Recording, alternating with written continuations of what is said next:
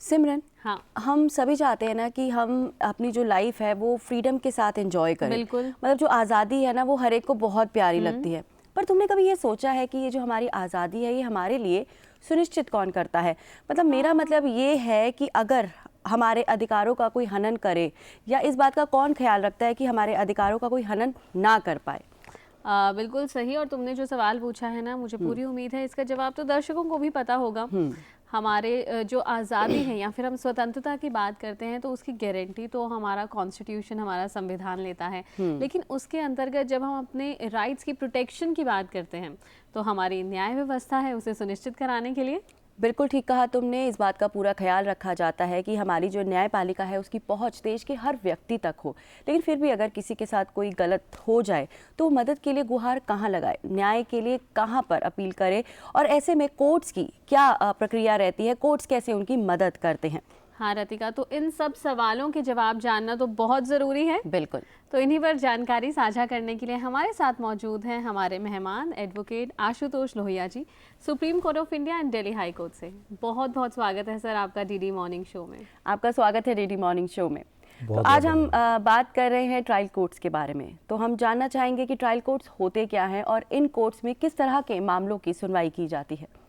जी, trial court यानी कि विचारणीय अदालत।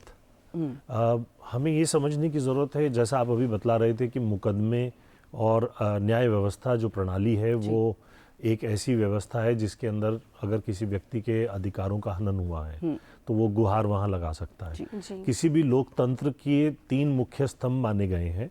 वो जो 3 स्तंभ हैं उनमें सबसे महत्वपूर्ण जो होता है, जो कि एग्जीक्यूटिव और लेजिस्लेचर के बीच में एक बैलेंस भी बना के रखता है, वो है जुडिशरी या न्यायपालिका। तो न्यायपालिका के अंदर कई किस्म की आप देखेंगे कि लिटिगेशंस जो मुकदमे होते हैं, वाद विवाद होते हैं, वो कई किस्म से देखे जाते हैं। लेकिन किसी भी वाद की जो शुरुआत होती है वो ट्रायल कोर्ट से होती है। ट्रायल कोर्ट मतलब जहाँ पर कि किसी भी मुकदमे का विचार किया जाएगा, विचारणीय अदालत। तो जो ट्रायल कोर्ट्स होती हैं वो भी कई किस्म की होती हैं, अलग अलग किस्म के वाद विवाद होते हैं। तो वो जो भी उस विषय पर पारंगत कोई व्यक्ति होगा, जो कि अधिवक्ता होते हैं, एडवोकेट्स होते हैं, अधिवक्ता लोग होते हैं, तो उनको सिखाया जाता है, बताया जाता है पढ़ते वक्त कि उनको कौन सा मुकदमा, किस प्रकार का मुकदमा कहाँ बनेगा और कहाँ लेकर के जाना है। और सर, ट्रायल कोर्ट्स की जो प्रक्रिया है वो शुरू कब होती है, इसमें टाइम कितना लगता है? देखिए, समय के बारे में तो कह पाना बड़ा एक बड़ा मुश्किल सा सवाल हो जाता है। कई इनमें बहुत सारे विषय इन्वॉल्व हो जाते हैं, बहुत सारे फैक्टर्स होते हैं, कई सारे हमारे को चैलेंजेस भी होते हैं।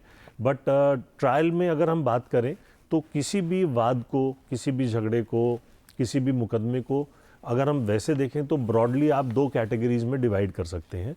2 कैटेगरीज होती हैं, एक होती है दीवानी मुकदमे जो सिविल डिस्प्यूट्स जिनको कहा जाता है, दूसरे होते हैं फौजदारी मुकदमे यानी कि क्रिमिनल इश्यूज।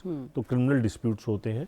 तो शुरुआत जो होती है वो आमतौर पर ये होती है कि अगर आपका किसी से समझ लीजिए कोई प्रॉपर्टी रिलेटेड झगड़ा है, कोई पैसों से लेकर के आपको झगड़ा है, आपने किसी से पैसे लेने हैं या देने हैं, या कोई रेंट, जैसे अगर हम कहते हैं लैंडलॉर्ड टेनेंट का कोई डिस्प्यूट है, तो जो दीवानी मुकदमे होते हैं इनको ब्रॉडली कैटेगराइज किया जाता है दीवानी मुकदमों में। कॉन्ट्रैक्चुअल डिस्प्यूट्स हो गए। तो इन सब मुकदमों को एक दीवानी अदालत में लेकर के जाते हैं हम। उसके लिए आप किसी अधिवक्ता के पास जाएंगे, या आप स्वयं भी, अगर आपको थोड़ा सा बेसिक इन्फॉर्मेशन अगर नॉलेज है कोर्ट्स की वर्किंग के बारे में, तो आप अपना एक वाद बनाएंगे, यानी कि एक अपनी पिटीशन, एक मुकदमा बनाएंगे और मुकदमा बना करके कोर्ट के आगे प्रस्तुत करेंगे, कोर्ट के समक्ष प्रस्तुत करेंगे। अगर कोई फौजदारी का मुकदमा है तो उसमें भी 2 कैटेगरीज होती हैं, कॉग्निजेबल ऑफेंसेस और नॉन कॉग्निजेबल ऑफेंसेस। तो कुछ होते हैं जो छोटे वाद होते हैं, जिनके अंदर आपको सपोजिंग कोई छोटा मोटा झगड़ा हो गया, हल्की फुल्की मारपीट हुई, जो कि कॉग्निजेबल ऑफेंसेस के अंदर नहीं आते। 323 आईपीसी जैसे जो पुराना हमारा वो था आईपीसी, उसके तहत 323 में आ जाते थे। इसी तरह के कुछ और मुकदमे होते हैं जिनमें कि पुलिस संज्ञान नहीं लेती है, कॉग्निजेंस नहीं लेती है इनिशियली। उसके लिए आपको अदालत में ही जाना पड़ेगा।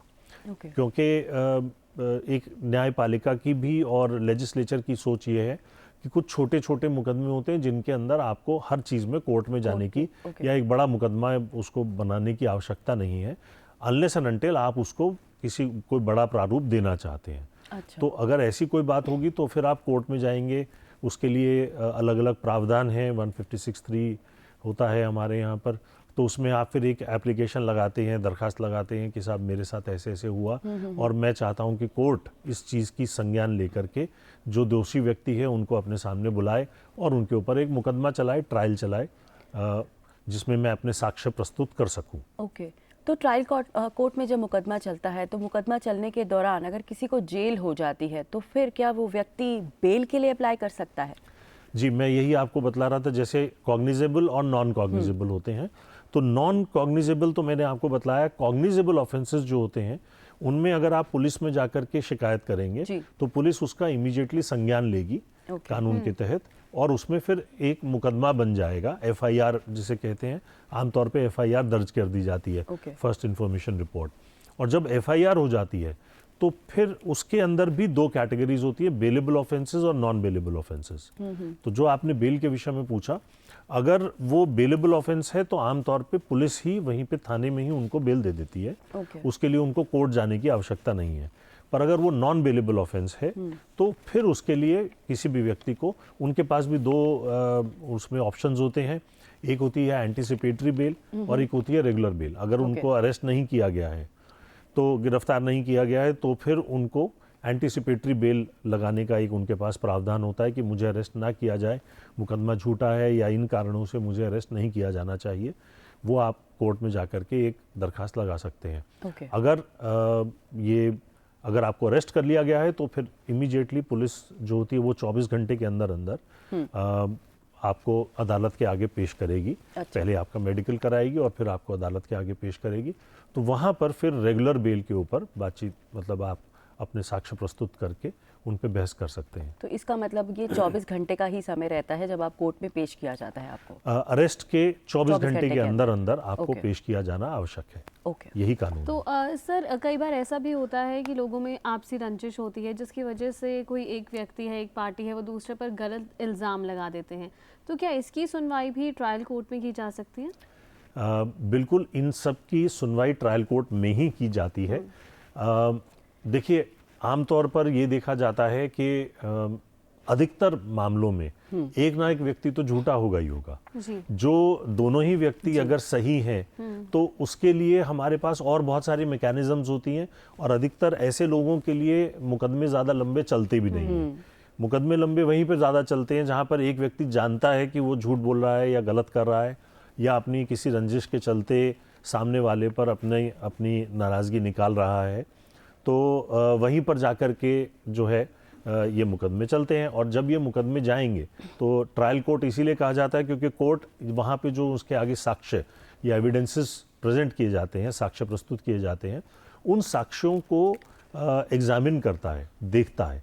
कोर्ट फिर उनको सबको, उन साक्ष्यों को देखेगी, उसकी सच्चाई को, वेरासिटी को एग्जामिन करेगी और ये देखेगी, तभी उसी प्रकार से अपना फैसला देगी, ये देखते हुए कि कौन सत्य बोल रहा है, कौन सही है, कौन गलत है, और उनके बीच में न्याय किस तरह से किया जा सकता है।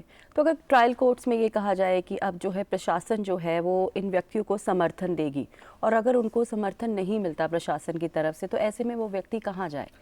प्रशासन की आमतौर पे समर्थन की आवश्यकता पड़ती है आपको क्रिमिनल ऑफेंसेस में, फौजदारी में। दीवानी मुकदमों में आमतौर पर अधिकतर लोग अपने अधिवक्ता को नियुक्त करते हैं, अपने एडवोकेट को अपॉइंट करते हैं और उन्हीं के थ्रू अपनी बात को कोर्ट के आगे प्रस्तुत करते हैं, क्योंकि एक अधिवक्ता जो होते हैं उन लोगों को ना केवल न्याय के विषय में जानकारी होती है, बल्कि वो उसको कैसे, फैक्ट्स को कैसे प्रेजेंट करना है वो ज़्यादा बेहतर जानते भी हैं।